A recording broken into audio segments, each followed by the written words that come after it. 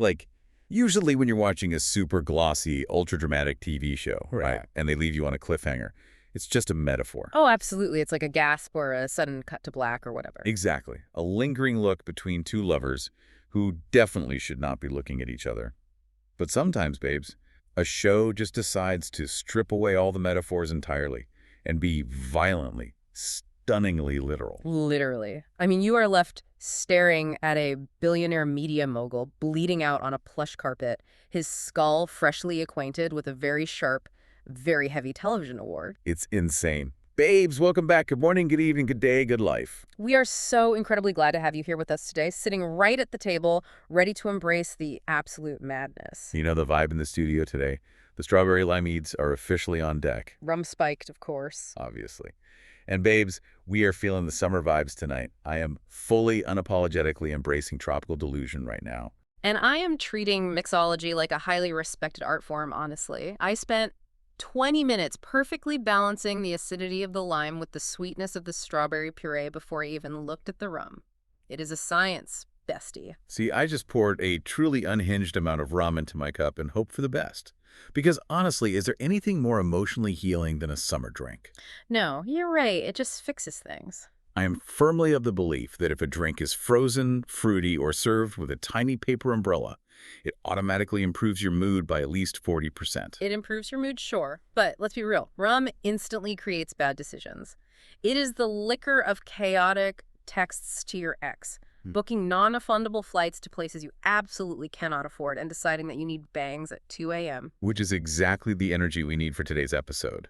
But before we get into the television chaos, we have to talk about our own personal chaos. Snark Squad, we have an update. We have officially survived 2 full days of vegetarian week. Barely. Like, we are surviving, but at what cost? Okay, speak for yourself. I am surprisingly loving it so far. I feel lighter. I feel energized. I mean, I'm already shopping online for matching pastel wellness influencer athleisure sets. I am glowing from the inside out, babes. You are romanticizing wellness culture so hard right now. You literally ate a bowl of iceberg lettuce with a single cherry tomato for lunch and tried to convince me it was a deconstructed garden medley. It had a balsamic drizzle. Meanwhile, I am privately deeply mourning mozzarella sticks. Like, I miss greasy food emotionally. I miss the structural integrity of a chicken nugget. Pretending salads are enough to sustain my dramatic energy is exhausting. Could we do this permanently? Absolutely not. But babes, we can do it for a week for the gram. We will suffer through the spinach for the aesthetic. Just know that the second the clock strikes midnight on day 7, I am ordering a pizza with extra meat, and I will not be answering my phone. Completely valid. Now, we need to give a huge, massive shout out to Snark Squad member Tasha. Tasha, we see you. We love you. Yes, because babes, she slid into the DMs with a frantic voice note asking us to cover this specific show, and she was not taking no for an answer. Tasha came with a full PowerPoint presentation in our DMs. And babes, you know the drill. You ask, and we snark. We really do love getting your recommendations, even though it turns our watch lists into absolute pandemonium. Oh, completely. Between Citadel, the 90 different spin-offs of 90 Day Fiancé, and all the international reality shows you guys force us to watch, the Snark Squad keeps our schedules entirely packed. And we love you for it because, honestly, our viewers are messier than both of us combined, which is the perfect segue because the listener submissions have been absolutely divine lately. So it's time for another round of shady, snarky, or stupid. I'm so ready. Bring on the mess. The premise is simple, babes. We read 3 messy listener confessions involving dating drama, petty revenge, group chat chaos, workplace mess, family spirals, toxic flirting, or vacation disasters. Then, we debate whether the person's actions were shady, snarky, or just plain stupid. I'm ready to overanalyze every bad decision like a reality TV producer in the editing bay. Hit me. Okay, confession number 1 comes from a listener who asks to remain anonymous. They write, my ex-boyfriend cheated on me with his coworker. I still had a key to his apartment. I didn't steal anything. I didn't break anything. But while he was at work, I went in and slightly unscrewed every single light bulb so they wouldn't turn on. Oh my God. Wait, it gets better. They say I hid exactly 1 shoe from every pair he owned, and I logged into his router and changed his Wi-Fi password to Ergagarbage 2026. He spent 3 days thinking his apartment was haunted and had to call an electrician. Wow. Okay, let's break this down. The restraint to not smash a television is commendable, but the psychological warfare is top tier. I am emotionally invested immediately. This is art. Hiding one shoe from every pair, that is diabolical. You can't even get mad, you're just incredibly inconvenienced. You're hopping around your apartment in a single loafer trying to figure out why the kitchen light won't turn on. Yeah. I have to classify this as snarky, bordering on genius. Like, shady implies sneaking around for personal gain. Stupid implies you got caught. But this is a perfectly executed, physically victimless crime. It is snarky. I agree. It's elevated snark. Okay, confession number 2. I was at my sister's wedding rehearsal dinner. Her fiancé is incredibly toxic, and I've always hated him. I decided to test his loyalty by aggressively flirting with him at the open bar, just to prove to my sister that he would take the bait. Oh no, I see where this is going. He did. He suggested we go up to his hotel room. I immediately told my sister. The wedding got called off, the entire massive family vacation in Cabo is ruined, and somehow my entire family is blaming M.E. for seducing him instead of him for being a cheater. Oh, sweetie, no. The gasp I just let out. Babes, the family dynamics here are an absolute nightmare. See, this is where my producer logic kicks in. The intention was to expose the villain, right?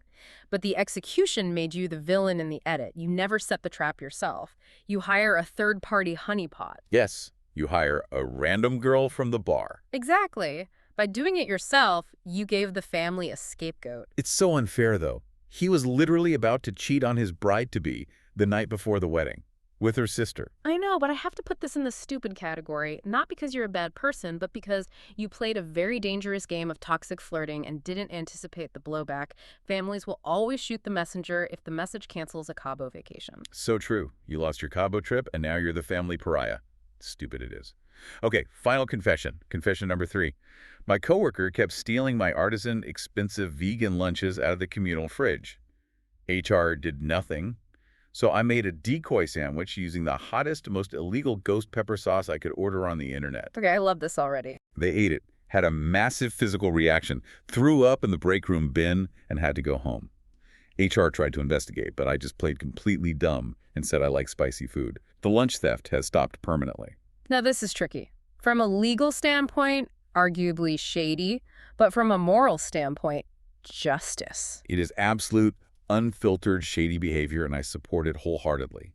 You touch the artisan vegan wrap, you face the ghost pepper consequences. Babes, if you are stealing food in the year 2026, you are asking for gastrointestinal warfare. I will crown that one shady. You operated in the shadows, you weaponized a condiment, and you maintained your innocence to human resources. A masterclass. I love our listeners. Keep sending those in. But now we have to transition to the main event. Grab your rum, secure your emotional life vests. Because, babes, we are plunging back into the gloriously unhinged, shoulder-padded, hairspray-scented world of Rivals Season 2. We watched the first 3 episodes that just dropped on Hulu and Disney+, and we have absolutely spiraled. We are dying to unpack this with you. We're talking the outfits, the side eyes, the moments that made us scream at our televisions, everything. So let's set the scene. As we talked about, Season 1 ended with Cameron Cook cracking Tony Baddingham over the head with an award trophy in a moment of desperate self-defense and fleeing into the night with Rupert Campbell-Black. Right, and the immediate jaw-dropping revelation of Season 2, Episode 1 is that Tony Baddingham is not dead. The man is like a cockroach in a bespoke suit. He survived. Barely. I mean, he is battered, he is bandaged, he is sporting this truly spectacular, grotesque black eye that practically takes up half his face. It's so gnarly. It really is. But here is the twist that had me literally yelling at my screen. Instead of calling the police and having Cameron arrested for attempted murder, Tony goes to the authorities and fakes amnesia. He looks the investigators dead in the eye and claims he simply slipped on the steps. It is one of the most chilling moves I have ever seen a villain pull, because publicly he is playing the victim of his own clumsiness, but privately. We get this incredibly dark, terrifying scene. Oh my God, that scene. Tony is sitting alone in his lavish estate, surrounded by his hunting dogs, and he is clutching the very award that was used to crack his skull, the literal weapon. And he quietly, coldly orders his associates to hunt the bitch down. Bestie, it gave me full 1980s slasher movie energy. You know, when the final girl finally defeats the killer, she drops the weapon, she turns her back to catch her breath, and suddenly the killer just sits straight up in the background. That is Tony. Exactly. But I have to ask why. Put your analytical hat on for a second. Why would a man who is nearly killed, who has the physical evidence to put his attacker in prison for decades, refuse to press charges? Because if you understand the psychology of Tony Baddingham and the specific brand of corporate psychopathy he represents, it makes perfect, terrifying sense. Tony's core motivation, his absolute lifeblood, is control. Undeniable, absolute control. Going to the police would make him a victim. Right. It would make him look weak to the world. Exactly. It would put his fate and Cameron's fate in the hands of the legal system. It would make his private humiliation a matter of public record. His rivals at Venturer would read about it in the tabloids and laugh at him. And he can't have that. No, by keeping the weapon and by keeping the secret that he actually remembers everything, he creates an invisible psychological cage for Cameron and Rupert. He promises a retribution that will be far more painful than prison. He doesn't want justice, babes. He wants to orchestrate their absolute meticulous destruction on his own timeline. It is so dark. It is a long, simmering game of revenge. But what I love about this show is that the women do not just sit around waiting to be destroyed. Cameron executes this counterplay that was so risky I was literally sweating through my shirt watching it. The helicopter scene. Yes. Yeah. Tony tracks Cameron and Rupert down in his private helicopter.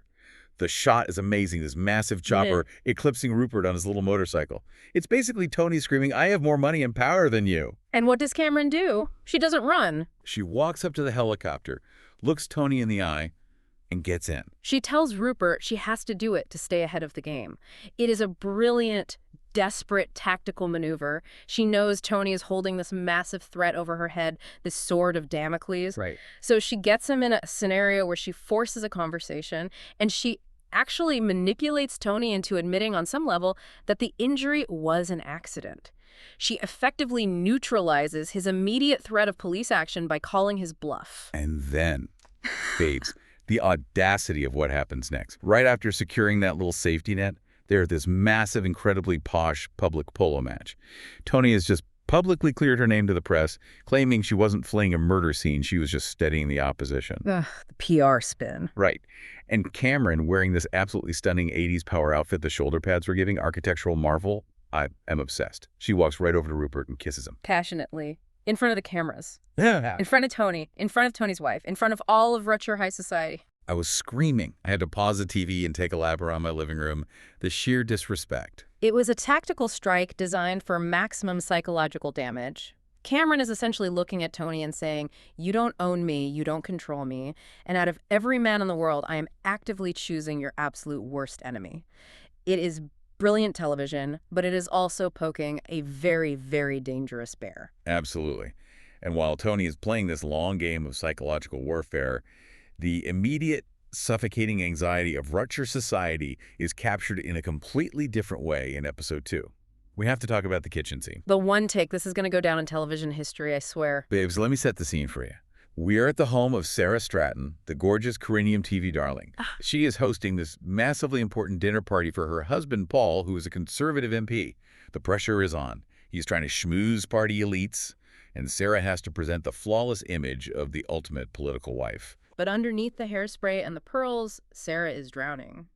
So, in secret, she hires Taggy O'Hara to cook the dinner. And the reason it has to be a secret is that Taggy is the daughter of Declan O'Hara, the man who runs Venturer, which is Corinium's bitter rival network. It is literally sleeping with the enemy, gastronomically speaking. Exactly. And what makes this scene a masterclass in tension is the cinematography. This sequence lasts for about 10 minutes on screen, and it was shot in a single, continuous take. No cuts, no editing tricks, just one camera weaving through the chaos. It took a day and a half just to film. Let me explain how insane this is. Imagine setting up a massive line of 10,000 dominoes. It takes you all day to build it. And then you have to knock them down perfectly in front of a live audience. If the very last domino doesn't fall, you don't get to just fix that one. You have to spend another day setting them all up again from scratch. It's terrifying for an actor. That is what a 10-minute one take is like for actors and crew. The camera is dodging through doorways, actors are hitting exact marks while delivering fast-paced dialogue, the boom operators are hiding out of frame. If someone drops a plate at minute 9, You start over. It is a massive technical flex, but what I love about it is why they chose to shoot it this way. It isn't just to show off. The continuous take perfectly mimics the inescapable, suffocating proximity of these characters. It traps you, the viewer, in the house with them. You feel the claustrophobia, like everything is unraveling in real time. Taggy's in the kitchen trying to cook this famous beef recipe, but she keeps getting interrupted by all these unwanted guests wandering in to gossip or get drinks. So she's constantly having to dive into the tiny pantry to hide. And that pantry and those narrow hallways become these intense pressure cookers. Because the camera never cuts away, we are trapped in close quarters with these characters as massive secrets are revealed. We overhear arguments, we see the sparks of affairs, pregnancies are hinted at, we uncover hidden loyalties. It visually represents how intertwined and incestuous Rutshire society truly is. You literally cannot escape your bad decisions because they are standing right next to you by the hors d'oeuvre. Right. Put yourself in Sarah's shoes for a second. Imagine you are hosting the most important work dinner of your entire life. Your spouse's career depends on it. Your secret weapon in the kitchen is your bitter corporate rival's teenage daughter, who is currently hiding in your pantry, having an anxiety attack, oversalting the main course of beef, while half of your guests are secretly sneaking off to sleep with each other in your upstairs bedrooms. It is pure, concentrated anxiety. And to cap off the chaos, when the beef is completely ruined and inedible, who swoops in to save the day? Rupert Campbell-Black. Of course he does. The audacity. He plays the knight in shining armor, fetching new beef for Taggy, which is so messy considering he is currently entangled with Cameron, and he is twice Taggy's age, and he's parading around this dinner party being charming while everyone is silently judging him. The side eyes at that dinner table were lethal. I saw them. But the tension in that kitchen is just a microcosm of the larger shifts happening in the show. Because Sarah Stratton isn't just dealing with ruined beef and a pompous, ungrateful husband. She is carrying a secret that fundamentally flips the chessboard of this entire series. Which brings us to the most satisfying part of Season 2, the women taking charge. This is a major thematic shift, and I am so here for it. Season 1 was largely about the men, Rupert, Declan, Tony, playing this grand, ego-driven game of chess with each other. They use their wives, their daughters, and their mistresses as pawns to get ahead. But Season 2 says, absolutely not. The pawns are turning into queens, and they are taking over the board. Let's start with Sarah Stratton, because her storyline gets incredibly dark very quickly. It does. It is revealed that Sarah is pregnant, and the child belongs to Tony Baddingham, born from their secret affair. And when she finally musters the courage to tell Tony, his reaction is just chillingly callous. He doesn't offer support. He doesn't panic. He just coldly looks at her and tells her that if she wants to keep her lucrative television job at his network, the baby needs to be flushed away. Just the phrasing, it's repulsive. He dismisses her completely, like she's just a minor inconvenience. But Sarah refuses to be discarded. She takes this immense vulnerability, this terrifying situation, and instead of crumbling, she begins to figure out how to leverage it. She ultimately decides to use the pregnancy to reclaim power in her own marriage with Paul, twisting the narrative to her advantage. She is fighting tooth and nail for her survival and her status in a world that wants to throw her away. And she is not the only one fighting back against Tony. We absolutely have to talk about my new favorite character, Monica Baddingham. Yes. Oh my gosh, Monica. For a whole season, she has been the quiet, observant, slightly put upon wife. But after Cameron publicly humiliates Tony at that polo match with the kiss, Monica snaps. It is a phenomenal scene. Monica corners Tony in their mansion, and she strips away all of his bluster and reminds him of the reality of their power dynamic. She points out that she is the one who holds the nobility. She is the one with the generational wealth, the estate, the pedigree. He is only titled by marriage to her. The read she gives him is devastating. She basically tells him, I don't care about your womanizing. I've known you sleep around since the day we met, but I will not tolerate you threatening our livelihood, our assets, and our public standing with your dirty tricks and your messy feuds. And she drops this incredible threat. She promises to hurt him far worse than any mistress ever could if he doesn't fall in line and stop embarrassing her. It completely reframes their marriage. Tony might be a terrifying, misogynistic bully at the office, but at home, Monica holds the leash. She is the bank. I was literally cheering in my living room. And then, as if that wasn't enough female empowerment, we get a new addition to the board, Helen, Rupert's ex-wife. She has been recast for Season 2, now played by the incredible Hayley Atwell, which is a massive casting coup for the show, by the way. Huge. And she bursts onto the scene, dropping off their kids absolutely furious about the double standard she has to live with. Her monologue is incredible. She is furious about Rupert's ongoing, highly public scandals. And she says that if Rupert had been a woman acting this way, he would have been dragged by his hair through the streets. We have to unpack that because it hits so hard. It cuts right to the heart of what the writers are exploring this season. By utilizing this 1980s setting, the show is putting a magnifying glass on the blatant, systemic misogyny of the era. Rupert is a man who leaves a trail of emotional and reputational destruction wherever he goes. He engages in highly public affairs, he crashes cars, he acts recklessly, and yet he continually fails upwards. He's totally insulated. Exactly. He is insulated by his gender, his wealth, and his class. Right. For the men in Rutshire, it's just, boys being boys. They get a slap on the wrist, maybe a quiet talking to at the gentleman's club over cigars, and then they're given a promotion. Their indiscretions are only taken seriously if they threaten the corporate bottom line or a political election. But for the women, whether it's Helen or Cameron or Sarah, a single misstep, a single rumor of a scandal means complete social and professional ruin. Exactly. Helen recognizes that she will carry the permanent stain of Rupert's behavior forever, simply by having been married to him. Society judges her for his sins, while he gets to brush it off, smile for the cameras, and literally run for political office. It is deeply unfair, and the show does not shy away from highlighting that hypocrisy. But as we see in episode 3, even the thick, gold-plated shield of 80s male privilege can only protect Rupert Campbell-Black from so much. Which leads us to the explosive events of Election Day and Rupert's spectacular, catastrophic downfall. This is where the long, simmering war between Corinium and Venturer finally goes nuclear. Oh, full nuclear. Remember when Tony Baddingham promised a retribution far more painful than violence? Well, he delivers it through B.D. Johnson's television show, Uncensored. Corinium launches a massive, calculated, millions-of-pound smear campaign against Rupert right as the general election for his seat in Parliament is reaching its peak.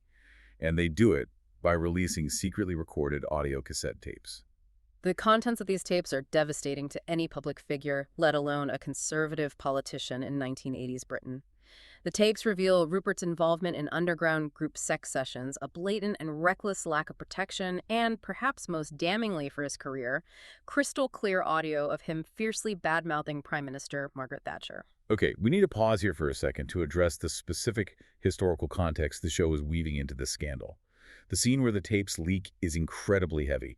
The audio specifically mentions Rupert having unprotected group sex, which causes a deeply emotional, visceral reaction from his young daughter, Tabitha.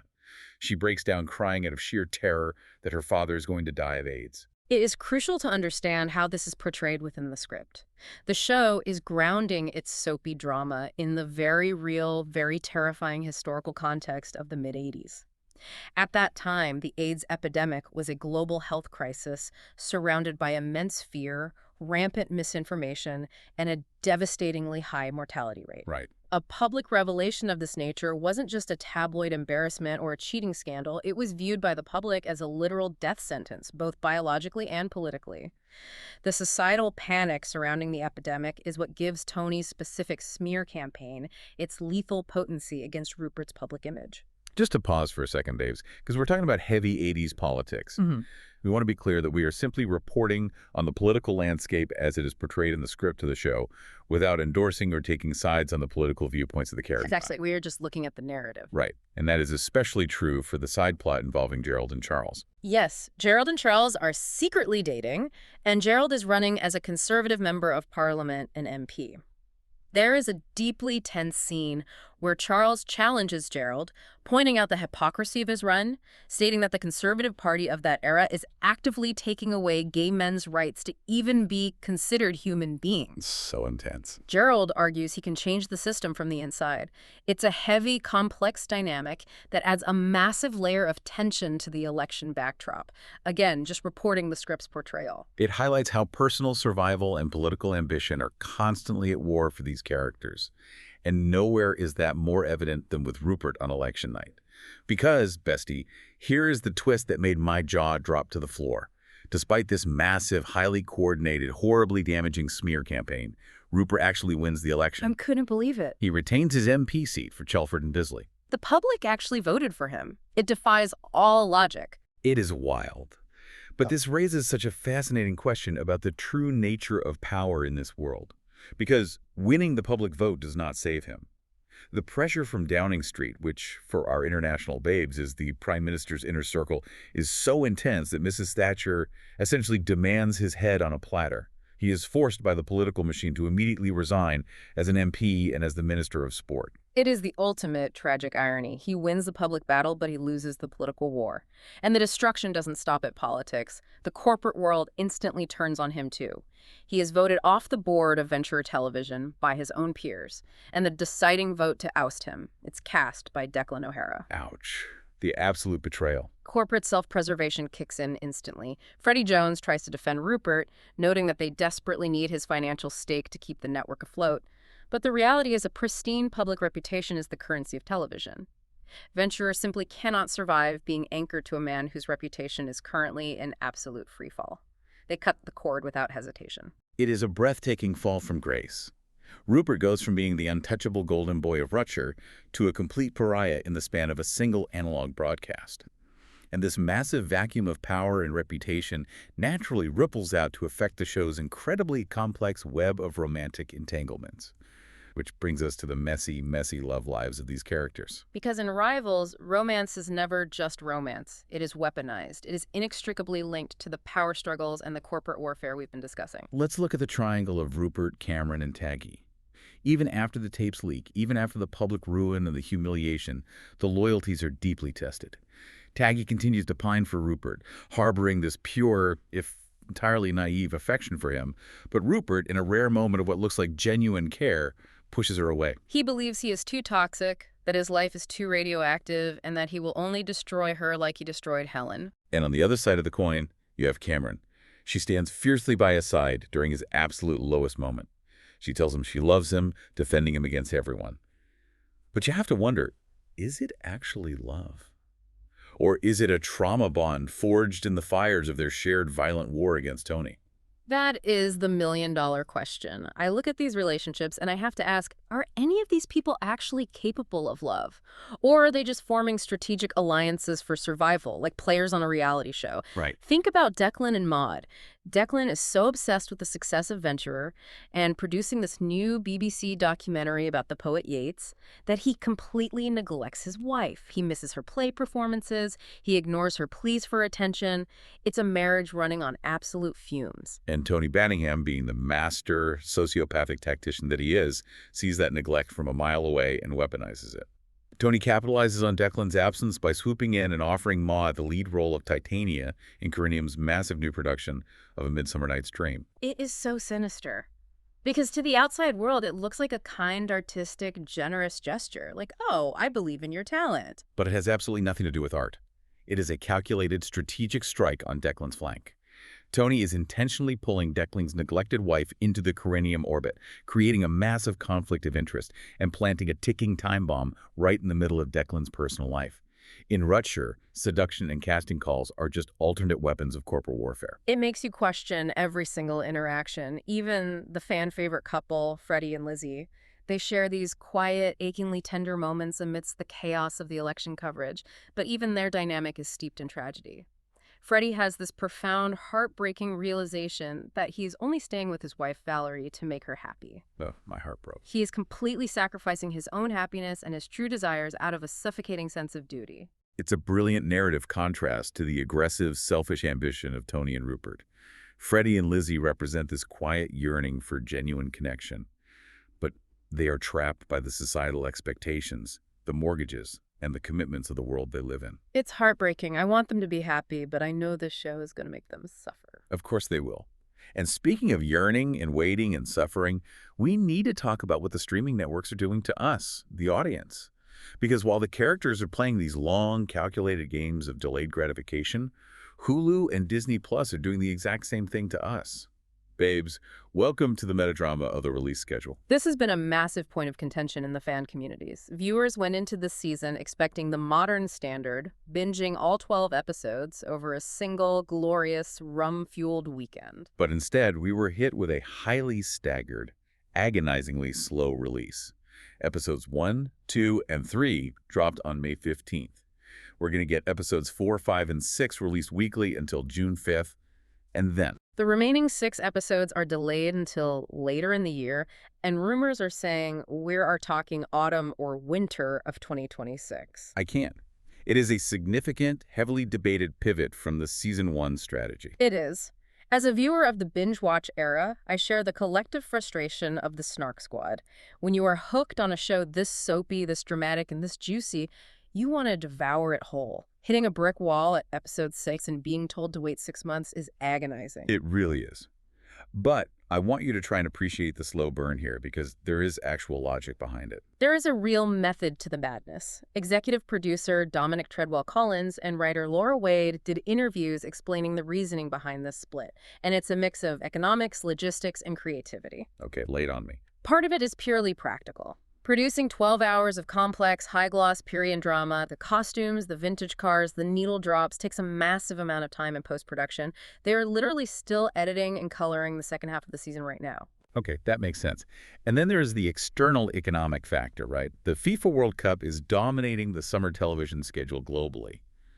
The networks know that if they drop the finale in July, it will get completely buried by football. So, they're getting the first half out to hook us and saving the climax for later to prevent viewer churn, keeping us subscribed to the platforms all year long. Classic network strategy. But there is also a distinct creative intention. Wade noted that the first 6 episodes have a very specific spring and summer energy.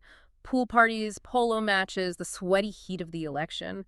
The second half of the season transitions narratively into autumn and eventually a massive Christmas sequence. Oh, I love a Christmas sequence. Right. The real-world break allows the audience to naturally transition into that colder, darker thematic season along with the characters. And to make matters worse, Wade also teased that there is a massive plot twist waiting for us at the end of episode 6 that will leave us screaming. Which is where the psychology of delayed gratification really comes into play.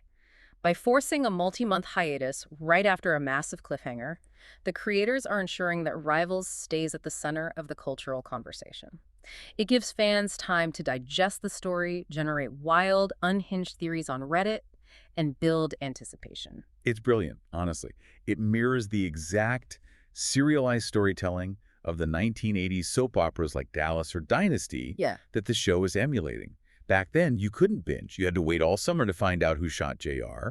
You had to talk about it at the water cooler. They are artificially recreating that communal viewing experience for the digital age. It demands patience, but it ultimately makes the payoff that much sweeter. Okay, babes. We have unpacked the heavy drama. Now it's time for our favorite part of the show. We are moving into our Snark side segments. Let's do it. Segment 1, biggest rival energy. Who on this cast thrives the most on pure conflict and chaos? Oh, this is tough. Like, Tony is the obvious answer because he literally weaponizes everything. But I actually have to give it to Cameron. Explain your math on this. Think about it. Tony creates chaos for control, right? Cameron creates chaos because she feeds on the adrenaline of the rivalry. Kissing Rupert at the polo match wasn't just strategic. She loved the thrill of the disrespect. She has the biggest rival energy because she refuses to back down, even when it's logically safer to do so. Okay, that is a very fair point. I'll accept Cameron. Moving on to segment 2, who would betray us first? If we were dropped into Rutshire, which cast member would absolutely throw us under the bus to save themselves? Rupert, without a shadow of a doubt, Rupert Campbell-Black. He would smile at us, buy us a drink, compliment my outfit, and then feed our deepest secrets to the tabloids if it meant he gained a single percentage point in the polls. See, I disagree. Rupert's betrayals are loud and public. You see them coming. The person who would betray us first, and we wouldn't even know it until it was too late, is Sarah Stratton. Oh, that's dark. Think about the survival instinct she is showing right now. She is backed into a corner with this pregnancy.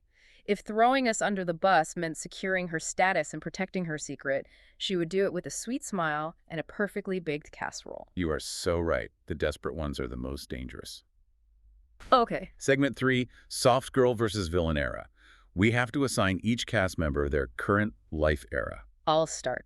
Taggy O'Hara is in her forced soft girl era. She just wants to bake, be in love, and avoid conflict, but the world keeps dragging her into the mess. Yes. And Monica Baddingham has officially entered her villain era. She has shed the quiet wife persona and is ready to financially and emotionally ruin her husband. We love to see it. And finally, a segment 4, summer chaos rankings. Rank who is most likely to destroy a group vacation by day 2. Well, Tony's number 1. He would complain about the villa, secretly try to buy the resort, and then invite everyone's exes just to watch them fight over dinner. Absolutely. Number 2 is Helen. She would bring all of her emotional baggage to the beach and give a tearful, screaming monologue during a sunset catamaran cruise. True. But honestly, I think we would destroy the vacation first if they tried to make us eat vegetarian for a whole week in Cabo. That is a factual statement. Babes, as we wrap up this massive episode, let's look at the incredible journey we've been on today. We started with Tony Baddingham rising from his own blood, faking amnesia to weaponize his survival. We marveled at the cinematic tension of a 10-minute, one-take pitch-in scene that perfectly captured the claustrophobia of high society. We witnessed the women of Rutshire, Sarah, Monica, Helen refusing to be collateral damage and flipping the power dynamics on the men who underestimated them. We watched Rupert achieve his ultimate political victory, only to be utterly destroyed by his own past through a calculated audio smear campaign. And we explored how every romance in this universe is poisoned by corporate ambition, all while navigating the agonizing metadrama of the split-release schedule. It is a dense, thrilling, incredibly messy tapestry of storytelling. It truly is. Before we sign off, I want to leave you with one final provocative thought to mull over while you sip your strawberry limeades. The smear campaign that destroyed Rupert Campbell-Black was executed using secretly recorded cassette tapes and analog television broadcasts. It was a slow, deliberate, almost artisanal character assassination. It required physical media. Right, it took actual effort. But think about today. In our current era of instant digital leaks, viral social media, TikTok sleuths, and indistinguishable AI deepfakes, would Rupert's scandal have destroyed him even faster? Or is the sheer volume and relentless speed of modern scandals so overwhelming that he actually would have survived, simply because the news cycle would have moved on to the next outrage in 24 hours? It's a fascinating question about how the speed of information changes the nature of consequence. Would he be canceled permanently, or would he just post a Notes app apology and be back on a podcast next week? Exactly. Something to ponder as you wait for. Episode 4. Snark Squad, thank you all so incredibly much for hanging out with us today. We want to hear from you in the comments. Tell us, could you survive Vegetarian Week? What is your absolute favorite summer drink? Which listener confession was the messiest? And who do you think has the biggest rival energy this season? Let us know your thoughts, and please remember to like, comment, and subscribe so you never miss an episode of The Madness. Stay shady, stay hydrated, and we will see you on the Snark side.